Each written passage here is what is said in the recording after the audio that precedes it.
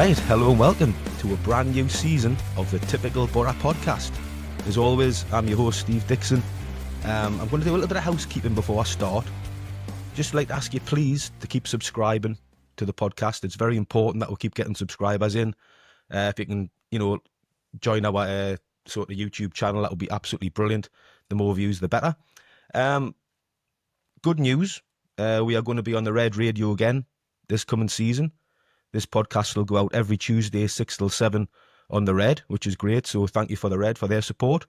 And also, I'm delighted to add, we're going to be sponsored again this season by Midas Cladding of Middlesbrough, which is absolutely brilliant for the podcast. Brilliant for you as well, because it means this season, again, every month, we'll be the only podcast supporting Middlesbrough Football Club that'll be giving away free prizes every single month, courtesy of Midas Cladding of Middlesbrough. So thanks very much to Midas for that. Right. On my screen, I don't have today John Cutler. John Cutler, congratulations, has got married recently and he's flying back from his honeymoon. So we've allowed him to have this one off. But my ever present is on the screen. So happy new season to Mr. Graham Bandera. You all right, Bandy? All good, Dicko. Happy new season, everybody. Let's go. Ready for it. And with Mr. Cutler's absence, I've swooped and got a guest in.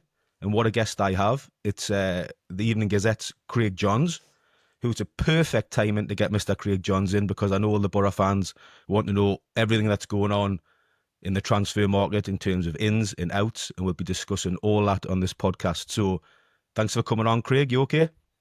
I'm very well, thanks, fellas. And thanks for having me on. Looking forward to it. Yeah, it should be good. Should be good. We've got lots to get through.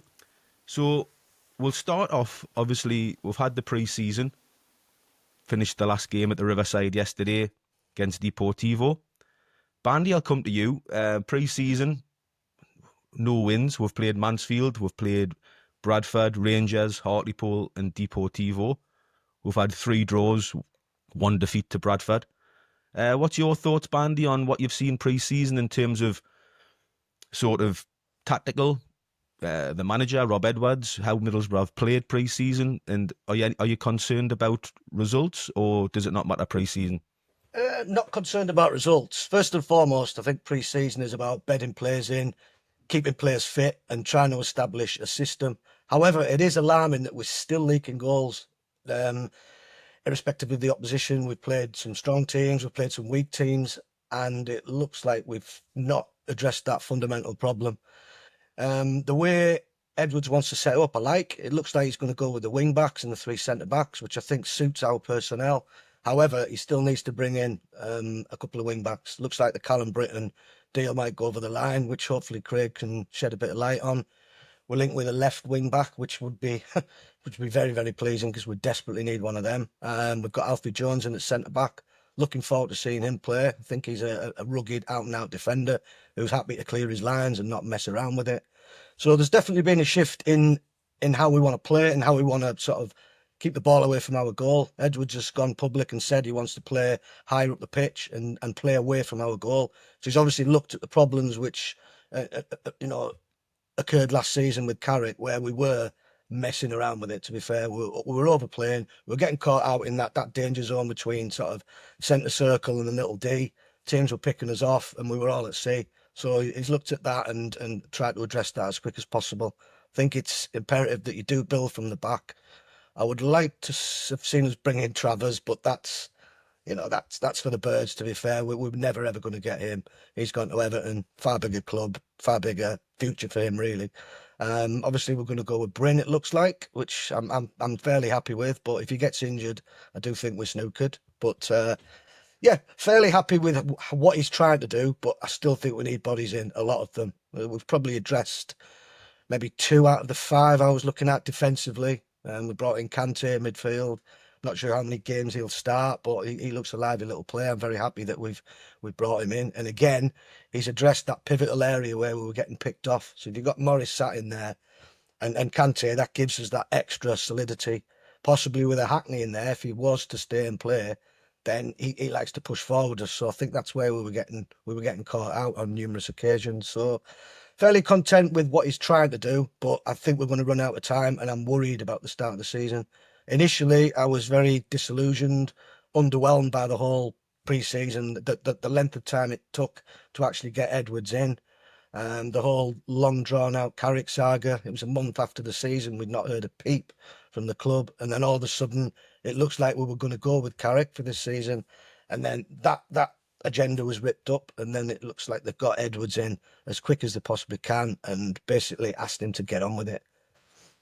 Yeah, I get where you're coming from. You can sort of see at the moment what Rob Edwards is trying to do. He's obviously going with a three at the back. He wants the wing backs to be a real pivotal part of his team, but unfortunately, we haven't got those wing backs to execute that yet. You can see, we're a work in progress. Edwards coming in a bit later than would have been ideal. Obviously, he's put Middlesbrough back a few weeks, and we're sort of seeing that now as we're edging towards the Swansea game. We're a little bit light in certain areas, which I'm sure, hopefully, we'll address later, are going to get put right. Me, for pre-season, I've seen some progress in certain games. I thought we played well against Mansfield first half. I made the trip up to Glasgow. I went to Rangers. I was really impressed with Rangers for about 65 minutes. I thought we played really, really well. Played Rangers off the park. Could have been 3 or 4 up. You could see the supporters engaged in that type of football, on the front foot, pressing Rangers back. Got a couple of goals. You can see what he's trying to do, but the issues for me are when you look to the bench and look what we've got to try and show games up or to see games out. We've got no strength and depth, and we're looking painfully weak. But as for Rob Edwards, I can get the picture, what he's trying to paint. He just hasn't got the utensils yet to finish it off. How have you seen pre-season, Craig? Yeah, I'd pretty much agree with and echo everything you guys have said really on pre-season there. I think the positive is that, when he first came in and kind of described the style he wanted, that aggressive, front foot, pressing football, you were looking at Boro's squad really and thinking, well, particularly at the top end of the pitch beyond Tommy Conway, have they really got any natural pressing players? But I think what's been particularly pleasing is that everybody seems to have adapted really well to it, and we have seen a lot of the positives. I think there's a strong core group there, as you have all touched on, that are doing well, and generally Bradford aside, when that kind of strongest 11, 12, 13, 14 players, taking a few out for injuries here and there, are starting games. That's when Middlesbrough have generally been quite strong in the pre-season games, and they've looked quite well. They've played, looking quite comfortable in the way that he wants them to, which I think is a real positive heading into the season. But as you have both said, the depth is a real issue. So when they are needing to change games, they're having drop-offs, and that's where they haven't been able to get results. I think, ultimately you're going to need that depth, aren't you? Because if he's playing with this kind of intensity, if they're playing with that kind of tempo, they're going to need to be good with the subs, and they're going to need to have subs coming off the bench who can hit the ground running and kind of keep the momentum and keep things going from where they've left off. So that depth's going to be important. And then within that starting 11, while it's been positive, I think there's, as again you've both touched on, there's clearly gaps still within that starting 11 that need addressing. 100% both wing backs. I think they're going to be pivotal. I think Sammy Silvera's actually had a fantastic pre-season at left wing back, and I think he's pretty much going to be nailed on now to start at left wing back against Swansea. But I think if we're being honest and realistic, as positive as it would be if he kind of becomes this season's, I don't know, Anthony Dijksteel like last season, who kind of looked set and guaranteed for the exit really last summer, to then become quite an important player in the end last season. If Sammy Silvera becomes that player this season who kind of rejuvenates his Borough career, then excellent. But I think what we saw with Anthony Dijksteel last season is that he still wasn't really up to the standard that Borough needed. So realistically, Borough need a starting left wing back, and then Silvera is a decent squad option. Hopefully, he can play that left wing back role as he's proven. He could also play one of the roles further forward in the team as well. But realistically, if Borough have aspirations this season, he can't be a starting player. So definitely both wing backs are going to be key in what Rob Edwards wants to do. And then, I still think they need something in those forward roles. They have kind of two forwards, don't they, behind the striker. And you look at the options they've got. Yes, Finnazaz and Riley McGree are both injured. Finnazaz could be a big player this season, I think, once he gets fit. We yet to see him in this system, so that'll be interesting to see, how he adapts to the kind of pressing style, because, again, he's another where I wouldn't naturally think of him as a presser, but obviously got undoubted technical quality on the ball. Morgan Whittaker's had quite a good pre-season, so that could be, touch wood, a positive, because we all know, back when he was at Plymouth in the first season in the Championship, I think he got 20 goals that season, didn't he? And he was in a pretty poor Plymouth team as well. So, if he could rediscover that kind of form, he could be a massive player for Boro next season. But these are big ifs and big asks of players, certainly in Morgan Whittaker's case, who hasn't done it yet for Boro. So it is a big if and a big unknown. But what you've got there with all those players, McGree, who we all know how good he is, but is struggling for fitness, has been for 2 years now. What Boro lack there is pace and a bit of trickery. You've got, I would say, of the forward options at the moment, Delano Bergzog's probably the one who does something a bit different to the rest. But I think it showed yesterday against Deportivo is that he's so hit and miss, and you wouldn't want to be relying on Delano Bergzog as that option for the whole season, because he goes through patches of form. You just don't know what you're going to get from him. He was awful yesterday, wasn't he? He was awful. He wasn't good yesterday at all. And that's to be expected with him. It's terrible. From one game to the next, he can be, he can look a world beater one week and then look like he did yesterday in the next. So I think what they need in that role there is something completely different to what they've already got. Somebody who will beat a man, somebody who has got the pace, somebody who's a bit more direct. It's obviously not going to be Ben Doak. And Ben Doak maybe wouldn't fit into this system because he's more of an out-and-out winger. But a player who does things on the ball like Ben Doak did is probably the kind of forward that I think that starting lineup needs, just to offer a bit of difference and variety.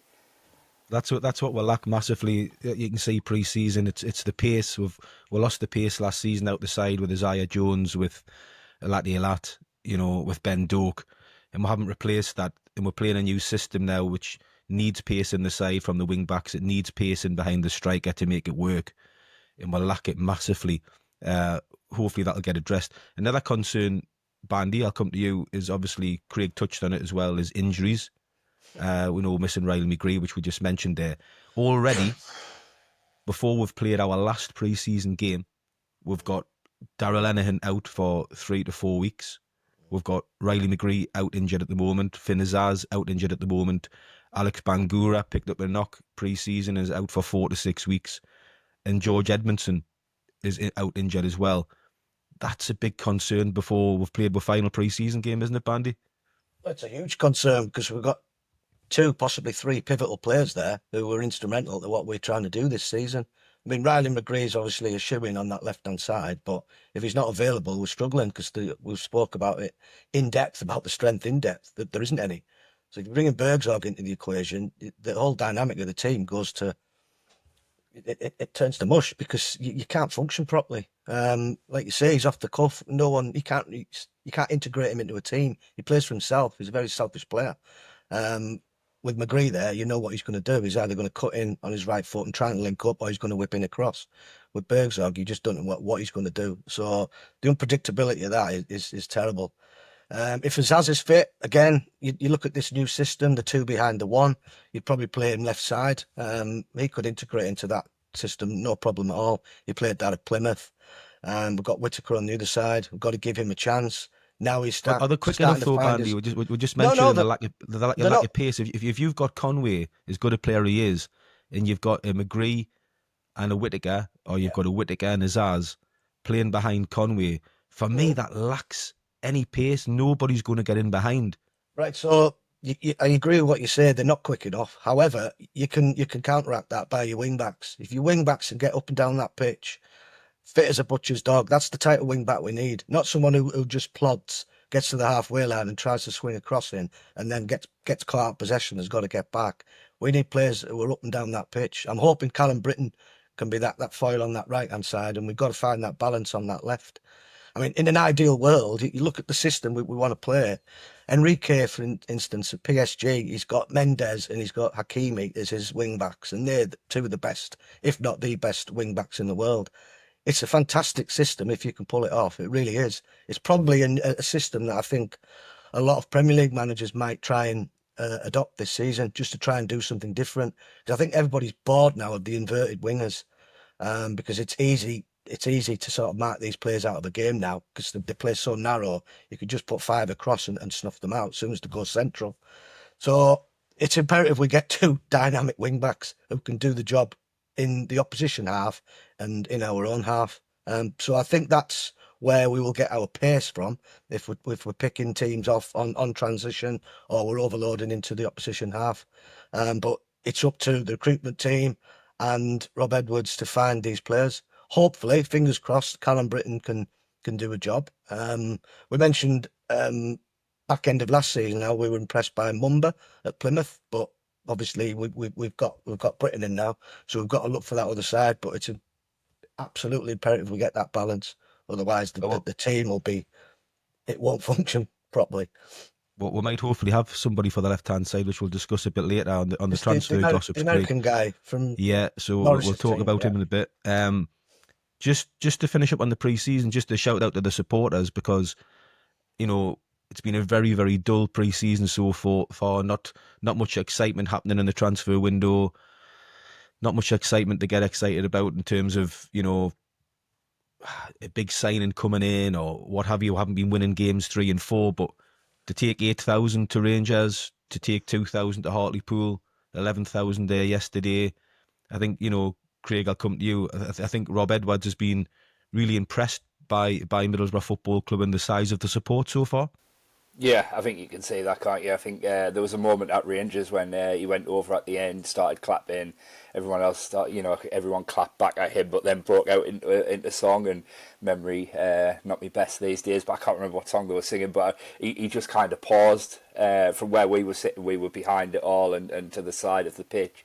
But you could see him just visibly just pause and just look up, and then you see the pictures after, and he's actually getting emotional and he's tearful looking at it. And I asked him about that at the moment at the end in the press conference, and he joked about how he is quite an emotional guy, and he has them moments quite often, and he gets a bit of stick off his daughter for it. But I think I think clearly he was very taken aback by that, and I think when you speak to him, he does really, really kind of appreciate and understand the enormity and the passion for this football club that supporters have. I mean, that at Rangers, that was absolutely fantastic. That was for a pre-season game to take 8,000 up to Glasgow. As you say, there hasn't been much positivity. We haven't had the summer transfer window that anybody would have hoped for. A change in manager brings a bit of uncertainty and all that kind of thing. Then there's all the stuff around tickets and things like that. Ticket prices and whatnot, it brings uncertainty, it brings a bit of disconnect, which needs to kind of, and Rob Edwards appreciates, needs to be, repaired. He puts a lot of emphasis and a lot of importance on that connection with support, as you can tell. So, massive credit to Middlesbrough for how they are, Middlesbrough fans for how they are getting behind this project. How you found Rob Edwards, Craig, just to deal with early doors compared to Michael Carrick, the previous manager, or previous Middlesbrough managers before Michael Carrick even? How you found Rob Edwards so far? Oh yeah, night and day to Michael Carrick. I mean, what I would say about Michael Carrick is he was never unpleasant. You could ask him anything, and he would never, take it to heart, take it personally, or anything like that. But we all know what Michael Carrick was like. He was very guarded. He didn't really seem, even after 2.5 years, trust us. Trust the press, and I think that goes back to his Manchester United days. I think if you follow Manchester United like I have done for many years as a boyhood supporter, it's a very different environment and a very different press pack. And we're not really like that at Middlesbrough. It's a lot smaller. It's a lot.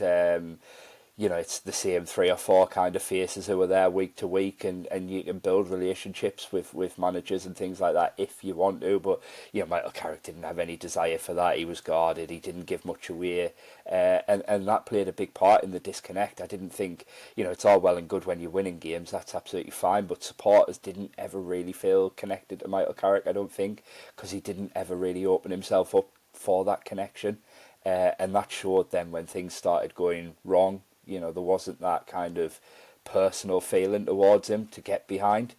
Whereas Rob Edwards, I think, is completely different. He understands that need for connection. I've seen some criticism that he might be a bit, media trained or a bit cheesy. That might be the case. He probably admit to it himself. I think what I would say is I think he is genuine though. I think he's genuine in what he says, and he seems a genuinely nice guy as well, away from it, but then just open as well. The answers he gives, he is genuinely open and honest about stuff. I mean, a classic example already is the injuries. I'm asking him about Bangura after the Rangers game, and he didn't just give me a time frame, which you would never get from Michael Carrick, but he started talking. It's a grade 2 hamstring strain, I think he said, and I'm sat there. I think I haven't got a clue what grade 2 is, but it's great that you've said it because I'll write it and it'll sound good. It's a lot. It's refreshing really to have that kind of openness. I find him a breath of fresh air. On here I've said many times my complaints regarding Michael Carrick and not opening up the supporters and being truthful when times are poor. You want your manager to come out and say what he's going to do and what the problems are and have a bit of forthright chat and talk, on his pre-match or after-match. And he just refused to do that, Michael Carrick. And you could see towards the end it was becoming worse by the week with the local press, either on BBC Tees or the local journalists. And I find Rob Edwards a breath of fresh air. I like the way he talks. He's passionate, but you can't just talk the talk. You've got to walk the walk. So I really hope he gets the backing he deserves from Steve Gibson by the end of the window, and they give him a chance to really put his stamp on the football club. Results are going to be. Sorry, just to jump in there. Results are obviously going to be massive, aren't they? You can be open, you can say the right things and get fans on side that way. But ultimately, you need the results on the pitch. That's going to determine, how successful or not he is at this football club. But I mean, another example of the way he is. I mean, with Michael Carrick, you get stock answers. He didn't really like discussing tactics and the game in too much depth. There was times where you'd ask him questions like that, and you'd feel like his answer was a bit of a kind of "who are you to question me" kind of thing. And as I say, he was pleasant, he was never unpleasant, but you got that in his answer that there was a bit of maybe kind of like, I don't need to answer to you kind of thing. Whereas yesterday after Deportivo, Rob Edwards went into so much tactical detail in terms of he was talking about the fact that in comparison to other pre-season games, Middlesbrough sat about 5 or 6 yards deeper on the pitch, and he was explaining why in terms of the way Deportivo weren't afraid to go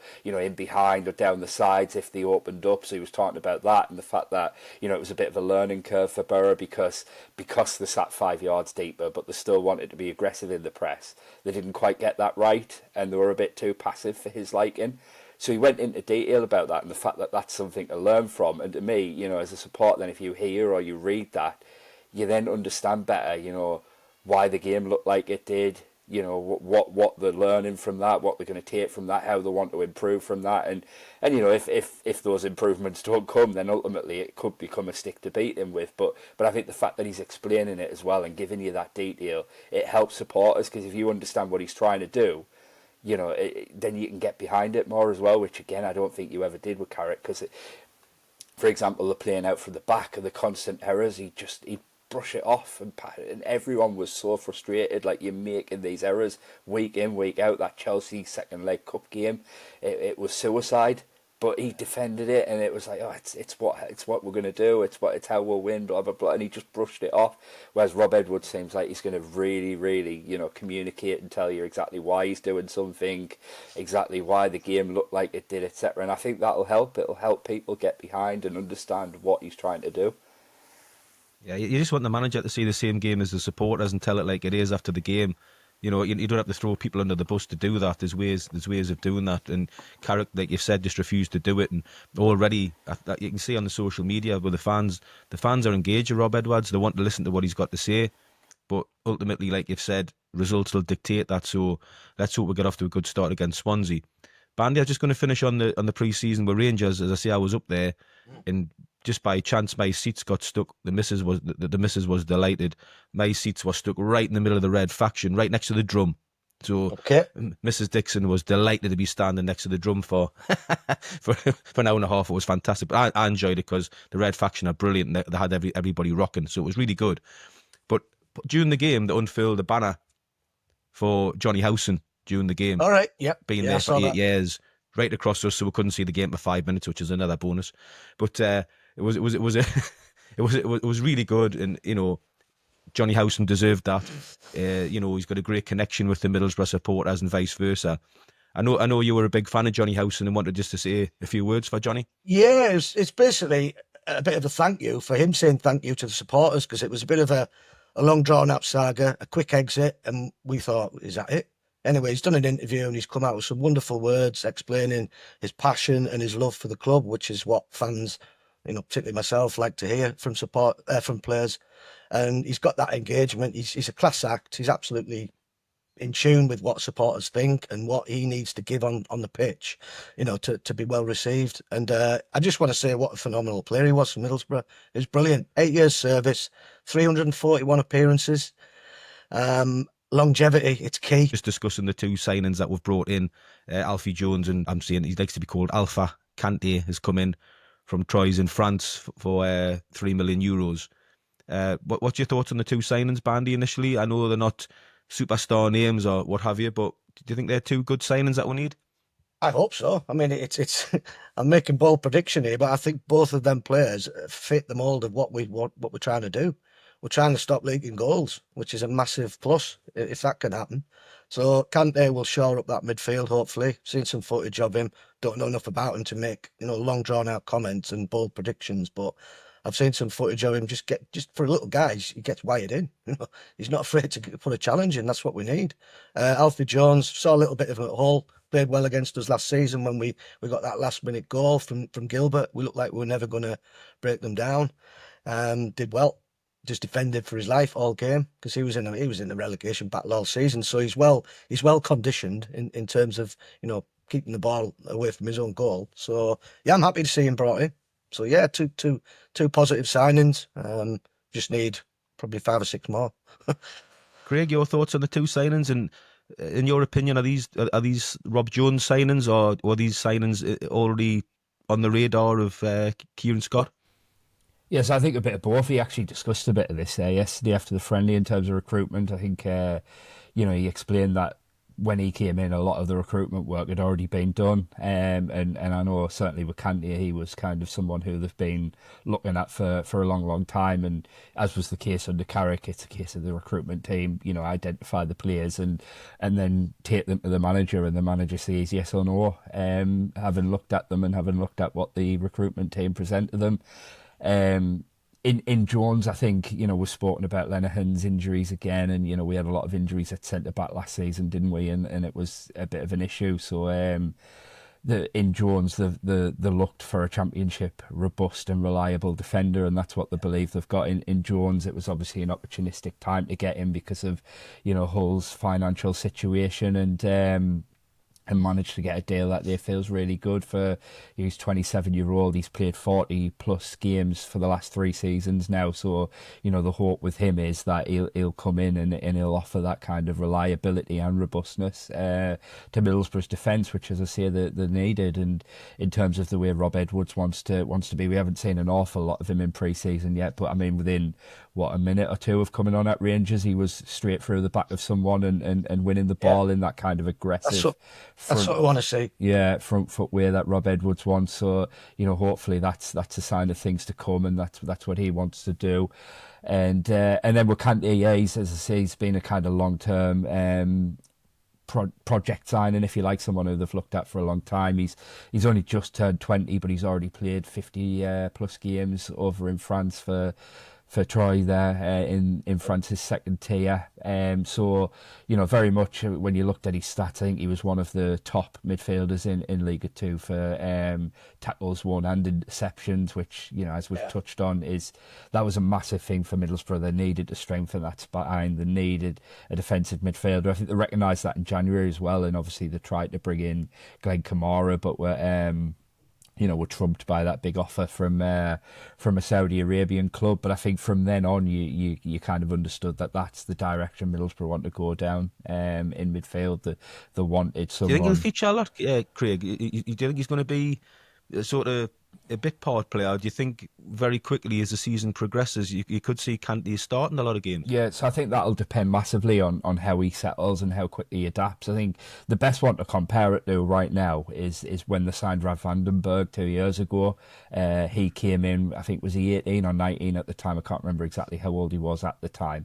But I remember when he came in, they said, look, he's good. We're really excited to get him. He's going to be in and around the first team. But he's a young kid. He's coming in from Holland. This is his first time in England.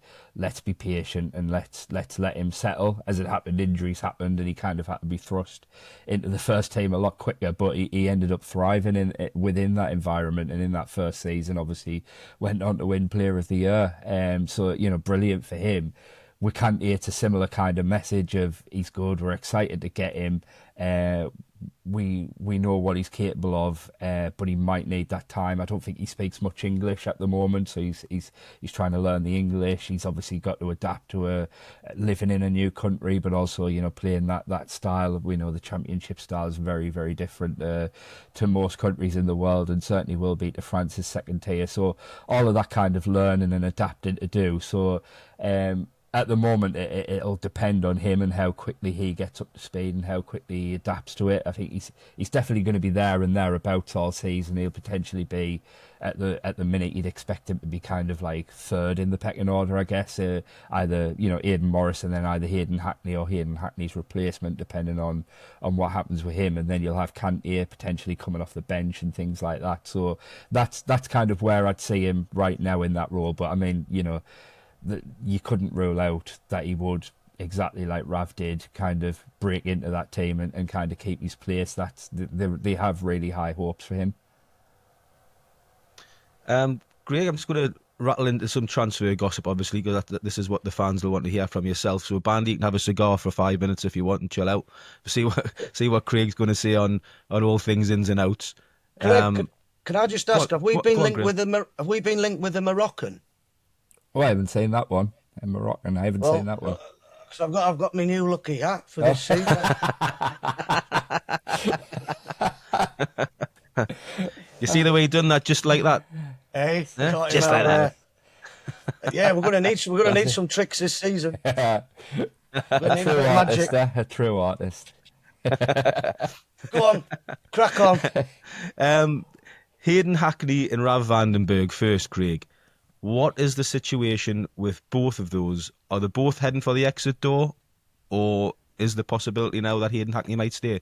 Yeah, so with Hayden Hackney, it's kind of up in the air, really. I mean, we know there's definitely Premier League interest there, but nothing that came once Ipswich were in, and Ipswich obviously had an offer accepted, which Hayden Hackney's now turned down that opportunity and decided he doesn't want to move to a Championship club. So what that suggests to me is that while we know Premier League clubs are interested, he's not currently their top priority. And there's probably a number of reasons for that. Hayden Hackney's now 23. Middlesbrough want around 20 million, a little bit over that, I think, with a package plus a significant sell-on fee. And I think a lot of clubs now, particularly having seen Ipswich's results in the transfer market last summer, having looked at a lot of the Championship's top stars to try and keep them in that division. I think clubs this summer, I'm hearing, are a bit more reluctant to shop in the Championship this summer. On the back of that, and ultimately are finding better value in foreign markets, which is, to be fair, something Middlesbrough do as well. Which for me is what I would imagine is why many Premier League clubs don't currently have Hayden Hackney top of their priority list, but he'll be on them. And so what you might see is, a little later in the window, maybe, I don't know, whoever it may be, Crystal Palace, Everton, Brentford, whatever, have exhausted option A, exhausted option B, getting nowhere with it, and then they come and turn to Hayden Hackney. Obviously, Hayden Hackney's turned down the Ipswich move, but I don't believe he would turn down a Premier League move if it came. The big problem there for Middlesbrough is you don't want it to be like Emmanuel Latif in January, and it's last week of the window or last minute of the window, and you get that money in, brilliant, but you haven't replaced him. You haven't, if Hackney were to leave, had he have gone to Ipswich, from what I'm told, they had a midfielder lined up to replace him, and that money would have also gone towards then maybe another 2 or 3 signings within the team. And now that that's fallen through, it's absolutely brilliant that Hackney's staying, because he is, without doubt, a fantastic player, and he's probably Borough's best. Probably not even probably. I don't think there's anybody else in that Borough team who would be able to be sold for £20 million at the moment, so he is Borough's best player. So that's a positive that he's staying. But equally, it's going to impact on incoming transfers because they're not getting that 20 million in. Craig, but before you go on to Vandenberg, then just on that point, I was going to bring it up later on the Middlesbrough finance situation. So Steve Gibson, obviously, always puts in his maximum 12 million every year, the most you can put in as an owner. Obviously, the rumours and the talk on the social media is he's recouped some of his losses. There's some, I think a lot of fans were expecting, with the Lat money, with the Coburn money, Isaiah Jones money, possibly a sale of Hackney, possibly a sale of Vandenberg, Middlesbrough were going to be in a good position this year to really spend a few quid and have a go. And the Middlesbrough model, we all thought, was to bring in players for small amounts, you'd polish them, make them into diamonds, sell them for large amounts, and over a certain number of seasons of doing that, we would make so much money in the transfer market that eventually you'd be in a position to have a real go and get into the Premier League. So I'm a little concerned that we've done that quite well over the last few years, whether it be Tavernier, whether it be Chuba Akpom, Morgan Rogers, Lat. We've made 10 million on Jones in Coburn. We've done really well in terms of selling players on for big transfer fees. Is it a little concerning that this summer, when we've brought in a new manager to take over from Carrick's remit was playoffs at worst. We've brought in a new manager, so we're all thinking he's going to back this new manager. There's no reason for him not to back the new manager. Is it a little strange or a little concerning that Steve Gibson's decided now is the time to recoup some of his losses, and it's almost hindered Rob Edwards because he can't bring the players in that he really wants until there's another sale? Why are we in a situation where we're waiting for another big sale to be able to bring in 2 or 3 top targets that we need? Yeah, it's a strange situation because I think everybody expected to be going into this summer in quite a good position, particularly after the Latif sale in January, and the fact that other than a couple of loans which would have been expensive, but not to the tune of signing, for example, they were going after that Strelic in Slovakia at the time as well, and not to the tune of the kind of money that they would have had to spend in January to get him. So massively it's concerning. I mean, in terms of Steve Gibson, I don't think he's recouping losses in the way of taking money out of the club. I don't think that's happening. But I think what we're seeing now is, the last few years since Kieran Scott came in 4 years ago, you've kind of explained the model well there in terms of the idea behind it, in terms of increasing the club's revenue by, signing players, developing them, and then selling them on. And making profit and turning the club's finances around. Kieran Scott came in post-COVID, which had been, a difficult time for Middlesbrough and almost every football club on a financial point of view. I think what we've seen in then is that they've carried out that model, but there's kind of been a clash of that model as well as ambition. And so, throughout that period since Kieran Scott's come in, Middlesbrough have always been, outside of parachute payment clubs, one of the biggest spenders in the Championship on both transfer fees and wages. And so if you look at you look to the finances, and I think the last one, which covered the 23-24 season, the last one that came out, I think Middlesbrough, from memory, made about £13 million loss. Now that's after Steve Gibson's also put in his, 13. I think it's 13.5 million that an owner can put in that goes towards PSR. Obviously, they can put in an unlimited amount, but only I think 13.5 million that counts towards your PSR total. We move into I'm moving into a bit of kind of speculation here, because the honest to God truth is I don't quite know what's happening, and I don't know why this summer has turned out to be how it is. I wonder now if Steve Gibson has got to a point where he said, right, I'm putting all this money in year after year. We started out on this model 4 years ago, and we still losing 20 plus million most years. I know last season, for example, before the season had started, before a signing was made, the projection was that the club was on track with wages, with cost of running the club day to day against revenue. The club was set to lose £20 million. That was the projection for the year covering last season. Obviously, those finances are not out yet. But then what followed that was a summer in which the likes of Tommy Conway, Aidan Morris, etc. came in. So again, the club were big spenders in the summer transfer market without selling a player. We get to January, as you say, Jones was sold, has made a decent sale on him, and that pretty much funded Morgan Whittaker's signing. Latte Laugh went, but there was a few loans that came in as well.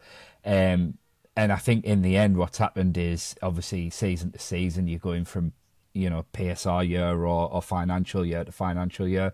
So I think because the Latte Laugh money wasn't spent there and then, it almost got swallowed up on covering the losses of that. And now we're in a new financial year where, again, as I say, potentially definitely moving into speculation, because I don't know for certain.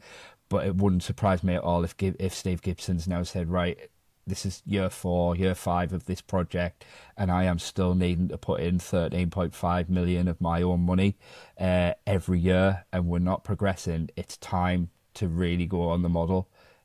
We need to be self-sustainable. We need to start running this club in a lot more of a sensible way. I remember speaking to Steve Gibson many a year ago now, and he made the point to me. He said, in any of my other businesses, if they were performing like Middlesbrough did, what do you think I'd do with that business? You wouldn't keep it going, would you? Losing 20, 30, 40 million a year. No sensible businessman would keep that business going. You just wouldn't. Obviously, football's completely different. His own affiliation to Middlesbrough Football Club, but obviously then, being the custodian of the football club for thousands and thousands of supporters, it's completely different. But I think ultimately there's a desire to make this club a more sustainable one, and as I say, potentially speculation, but it wouldn't surprise me if what we're seeing this summer is Gibson say, right, this me putting in money and saving this football club year after year is no good. We need to become more sustainable,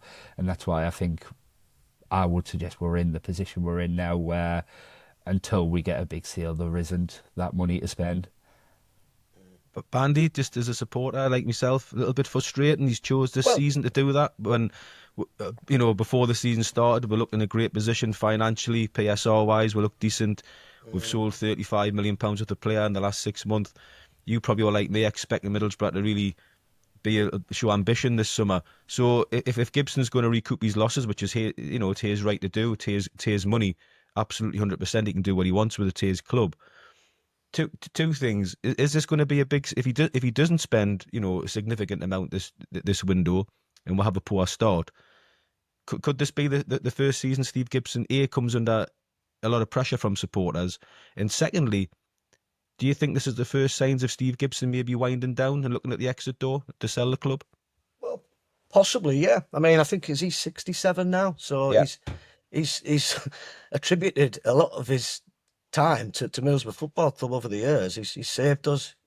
We used to call him the King of Teesside.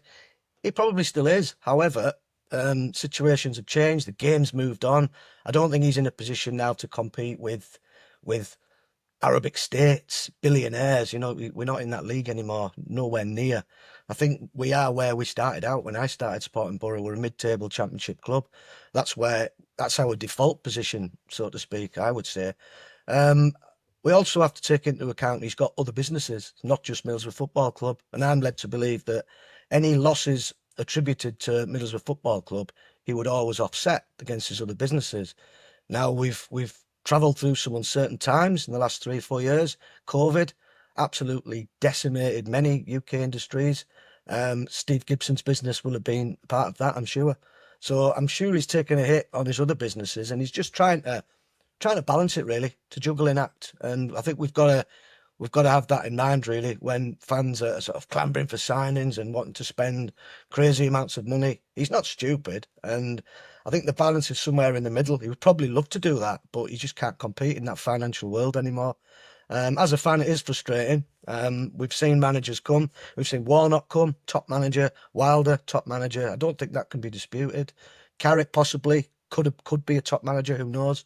They've never quite had that fundage to kick on and build a squad. We've never had the back and leg since Karanka days, really. Exactly. That was the last time we've seen a at manager that time get when Karanka was here, it seemed to be a well-run ship.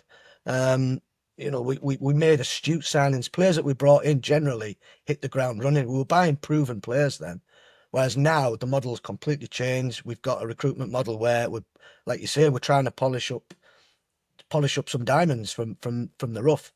It's a tricky way to go. It's very hard to navigate, really, and kick on, because any manager, as I just mentioned, decent managers who want to come here, spend money, build a team, and get this club promoted are finding it tricky because they're having the rug pulled from beneath them pretty much every summer and every January now. So it's becoming a regular pattern. Gibson must be scratching his head. He's a fan like us. But he's also got to keep the club sustainable. So he's caught between a rock and a hard place. I could definitely sympathise. But yeah, back to your question, absolutely frustrated, because we're seeing teams just on the cusp of doing something, being ripped up, and we're having to start again.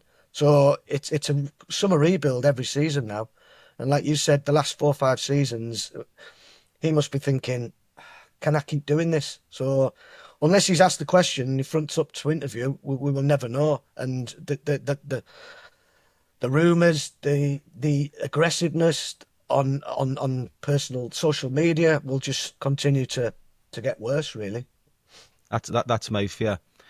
Craig, come back to you. We're just going to rattle through a little, a few of the transfer rumours. Yeah, before we do, sorry, mate, can I just because I think Bandy's made an excellent point there in terms of that communication. I think that's another thing where Borough are it's difficult because we're in the middle of a transfer window, and I guess, from a club point of view, you don't want to give too much away, do you? And kind of tell potential buyers, tell potential sellers exactly what position you're in financially, because it completely weakens your negotiating position ultimately. So I get the kind of difficult place that Middlesbrough are in on that front, but I think definitely there could be communication around that. Again, probably difficult because you're then asking fans to pay a hell of a lot of money for season tickets as well, and so how do you communicate? But I think, we're still hearing all the time. I think Rob Edwards is the first who's been taking a bit of a step back from that. When he first came in and was asked about his ambitions, they weren't, we're going for promotion. It was this first season, we just want to improve on last season.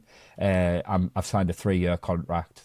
The end goal is the Premier League, but that might not be this season. So he's the first one, and the first time we've really had someone say, let's be realistic about this, which was maybe the first sign, actually, that, this wasn't going to be the summer we all expected, though at the time we didn't really, know what was coming down the line to kind of interpret it that way.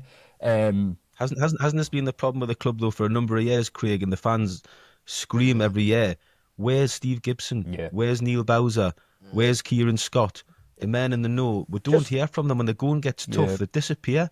Why can't one of them front up, come out and explain? And, if you explain the reasons why, even if it's a reason that's not going to be popular with supporters, if you give a reason, the supporters will have to accept it. Yeah. If it's financial reasons, and that they've explained as to why we can't spend the money we think we should be spending, but there's a legitimate reason for it, and the club front up and explain, I think a lot of supporters will just have to accept that and would accept it. Yeah. It's the radio silence that really upsets the Middlesbrough supporters. We're supposed to be a community club.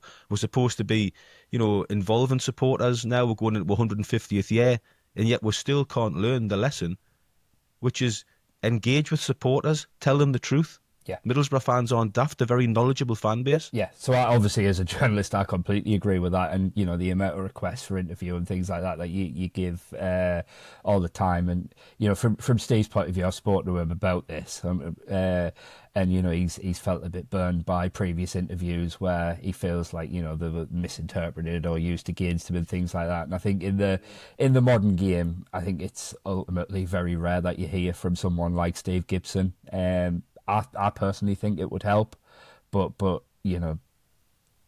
taking me journalist hat off, I understand from his perspective. I think sorry, go on, Bandy. Yeah, there's a lot of supporters who still hang on to his every word and do sort of hero worship him. So it would be nice for him to front up just a statement of intent again, just to say this is the plan, this is what we want to do, but this is why we can't do it. Yeah, that's all it needs. Even an email from the club to season ticket holders, because it's a case every season now.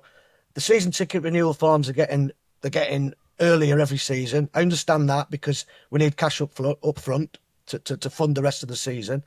But that's it. You pay your money and you don't hear a thing from the club. Results are crap. We're dropping down the table. Everything changes again. It's another summer rebuild and we still don't hear anything. Like Dicko said, just front up a bit more, just communicate with supporters, because there's a huge fan base there, and the more you communicate, the more fans you'll get on board. Yeah. Don't communicate with them, and then we'll be left scratching our heads, and then we'll be in dire trouble because season ticket sales will drop season upon season if we continue to tread water. Yeah, I agree. And just to finish on that kind of point, I think I agree with all of that in terms of I think the engagement helps. I think particularly at a club like Middlesbrough. But, you mentioned Kieran Scott as well. I mean, I don't know Neil Bowes. I can't think certainly in my 5 years, he's never done anything on the record, or even off it, to be fair. He doesn't engage in that way. I don't think he ever has, even pre me starting at the Gazette, to be fair. Kieran obviously has. Kieran's a lot more keen to speak, but I think with the remit and the job that Kieran does largely being around recruitment, it tends to be outside of transfer windows, so he'll maybe speak before a window, which he didn't this year because obviously there was so much uncertainty, there was so much doing the review and then ultimately sacking Carrick and then going after and finding the new manager, so he didn't do that beforehand this year, which he did last summer. But then he tends to then at the end of a window he'll then usually do something, be it all of us or he's sometimes gone and done BBC Tees like Rob Edwards did the other day. So I'd like to hope that come the end of the summer transfer window, Kieran Scott will be sitting down in some capacity and communicating with supporters about what's happened this summer and what's gone on. But ultimately, I think Kieran's an employer of the football club. An employee of the football club, and that kind of side of things in terms of how much money is Steve Gibson putting in, what's the club's finances like, etc. That's a difficult one for Kieran. I think that should probably come from Steve himself. That is, his directive really. Kieran, the offer's still there. We've asked Middlesbrough Football Club. You're welcome to come on the podcast. The offer still stands, Kieran. Come and speak to Uncle Bandy. He'll put you right. Right, I want to rattle through some transfer names in gossip, Craig, as quick as we can. So you mentioned Hackney. What's going on there? What's the latest with Rav Vandenberg? Interest in Germany here and Holland? Yeah. So Feyenoord have obviously had 2 offers in for him. They were both under what Middlesbrough value him at, so they were both turned down. But from what I understand, they're still interested, still at the table. Still talking, and then is it Cologne? I don't know how on earth. Cologne, yeah, Cologne, FC Cologne. Yeah, so they're a German side. They're in for him. They're interested. At the moment, I don't think they've met Borough's valuation either. But from what I understand, Rav Vandenberg's made clear that he's interested in both of those moves and would like to leave. Middlesbrough obviously have a valuation. Until that's met, they won't sell. But we spoke obviously about Hackney's move and how excellent that if he does stay, he is staying because of his quality. But actually, the money would be really welcome, and it'll be the same with Rav. It won't quite be as much with Rav as it would be with Hackney, but nevertheless, it would be welcome revenue that would help spending. I think, as we see, particularly now Lenihan's picked up another injury, they're looking, a bit light at centre back. I think it's fair to say. I think he's went back to the cupboard at Rockcliffe with Sam Yamiobi, hasn't he? As Dara. Yeah, I feel for Dara, I really do, because he was having a good pre-season as well. He was looking really good this pre-season. I think coming into this summer there was a lot of uncertainty. Will he be able to get those levels? Because I think, what was it, 3 seasons ago now when we got the playoffs, 3, 4, God, memory's gone. But he was brilliant that season. I think that's something I've forgotten because he's been out for over 2 years now, nearly 2 years. It's forgotten just how instrumental he was in helping Middlesbrough get the playoffs, because he wasn't the big name, he wasn't the Cameron Archer or the Tuber Akpom at the top of the pitch, but at the other end of the pitch he was a rock, and he was so instrumental. He orchestrated everything. And after 2 years out, ankle surgery and then Achilles problems that he had last year, you were questioning, now 31, can he come back at the same level? And this summer, I thought he was looking brilliant in the pre-seasons. In pre-season friendlies, he was playing the style. He looked comfortable on the ball, as he always did. He was never looking, lacking sharpness or anything like that. He defended brilliantly throughout. And then he goes and picks up this hamstring injury, which, we've spoken to Rob Edwards a couple of times about it. Obviously, they really want to sort the injuries out. They really want to get to the bottom of that. And obviously, so far, they haven't. They're going to probably have 6 first-team players out of the first week of the season. And it's an issue. I think what Rob Edwards has said is that obviously he's coming in. He's this new high-intensity style that he's instilling. That has to come from training as well. He has to work them in training, and obviously you're trying to balance that. You're trying to use your sports scientists and your data to make sure you're not overcooking them and getting these muscle injuries. But I think certainly early on, he's kind of understanding of the fact that is a risk, because the players just aren't used to it yet, and the bodies are going to have to readjust to this high intensity style. Really feel sorry for Dara, but then back to Rav. Sorry, rambled on a bit there, but back to Rav. If he were to go, you're going to get money in, which will be helpful, but I think you'd then definitely need to replace him, because they're light at centre back. Hand on heart, Craig. Do you think Rav Vandenberg's a Middlesbrough player end of August? No, can't say that whatsoever. No. So, in terms of incomings, we've been linked with a lot of players. I'm going to throw some names at you, and you can just give us a few lines, yes or no, or a load of rubbish, or what have you. Start with the obvious one, Callum Britton. Yeah. So that one, I expect that to be done. I think Valerian Ismail did an interview after their game yesterday, and he said, he's already gone. He left us yesterday, which would have been Friday. He's travelled to Teesside. I think he's completed his medical, and it's just final bits of paperwork there to do, and that one's going to be over the line, and I would expect an announcement possibly Monday, maybe Tuesday. I think there's a good chance he goes straight into the starting lineup on Saturday against Swansea, because as we've discussed, it's an area that's definitely been lacking in pre-season, and he's done a full pre-season at Blackburn. So, hypothetically, if this move wasn't happening, he'd be in Blackburn's starting lineup next weekend. So why not Middlesbrough's? On the left side, Max Arfston from Columbus Crew in America. Bid's gone in, €3 million. Is he likely to follow quickly? So there's uncertainty around that now. With Hayden Hackney's move falling through, there's kind of going to now need to be a bit of a kind of reevaluation of recruitment, reevaluation of where the priorities are, and what budget they've got without that Hackney money coming in, and therefore where the priorities are after Britain, and what they need to sign. The like Arfston, he's been a player they've been watching for a long time, and that bid did go in.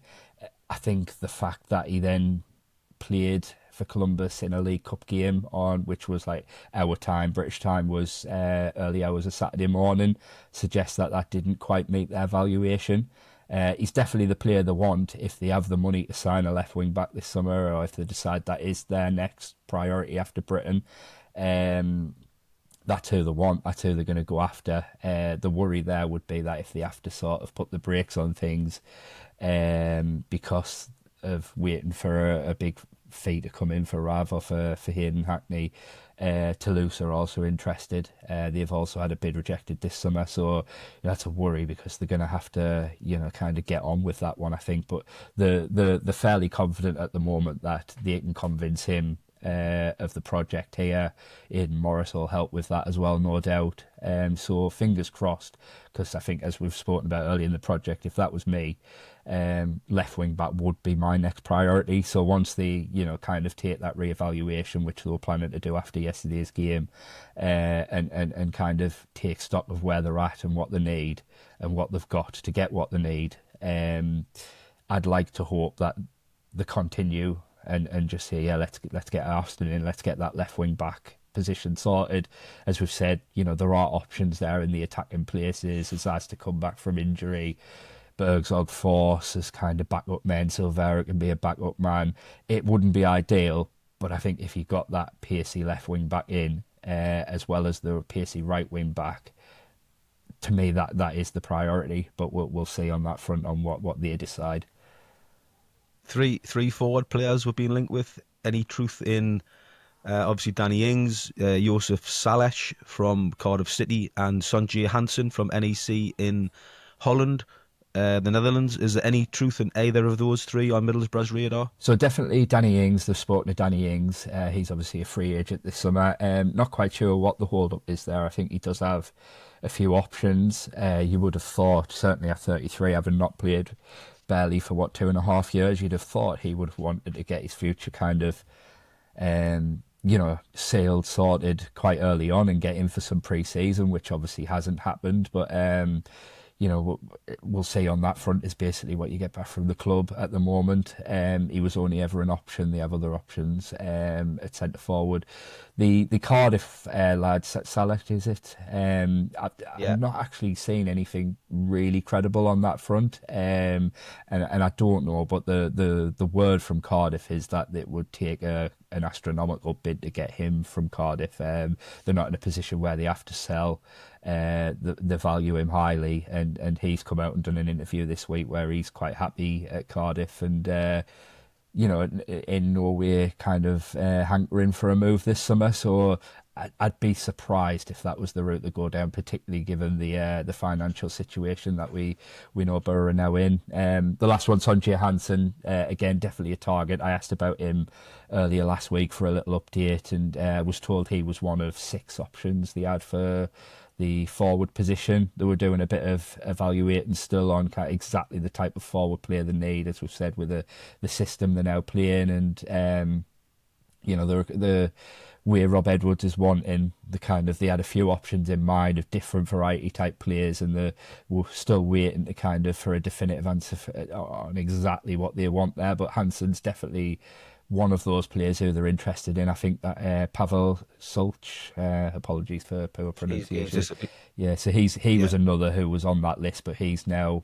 looks like he's off to Lyon, and that's like a deal which I think I saw could be worth up to 10 million euros with add-ons, 7.5 million up front. So I think there was talk of, if they sold Hackney, there was a big money forward coming in. I would suspect, and I've not had this confirmed, I would suspect that was him.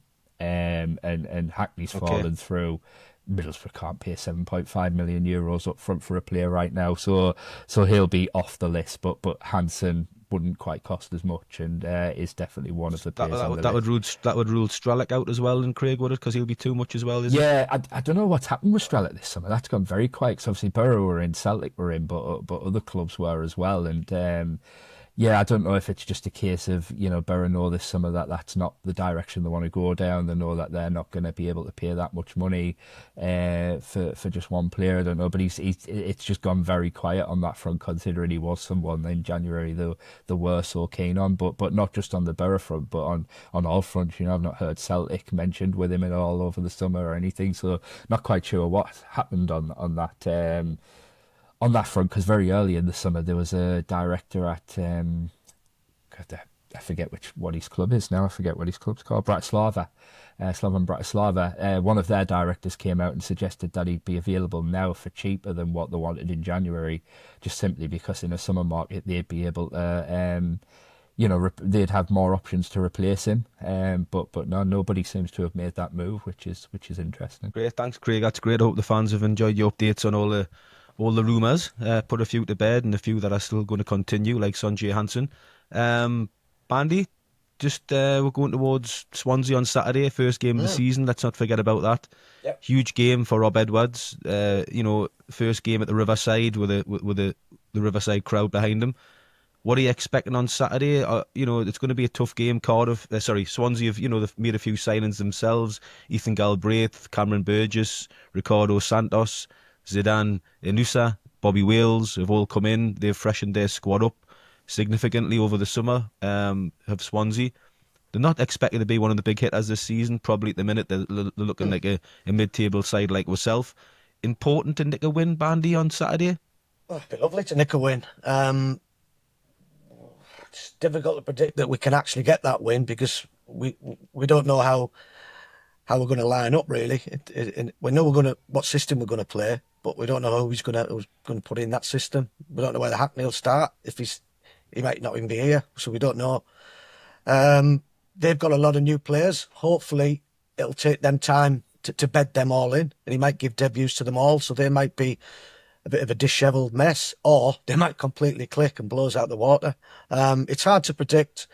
I'd probably say draw, to be honest. It's very rare that we get off to a winning start. Craig, what's your feelings regarding the Swansea game? Is it a real difficult fixture? Do you think it's one that Middlesbrough can get the job done? It's probably, it's one that you'd hope they can get the job done, but it's so difficult. I mean, we're so laser focused on Middlesbrough, obviously, and we can see the gaps, we can see the problems, we can also see the positives of pre-season. But what you don't know from pre-season, what you can never gauge, is exactly how that stacks up against other championship clubs and how the championship's ultimately going to look. You've mentioned all the Swansea signings there, but I was just looking, as it happened yesterday, how Swansea have been doing this summer and what the manager's been seeing, and very similar to Boro. Despite all the signings, he's saying they still need more reinforcements.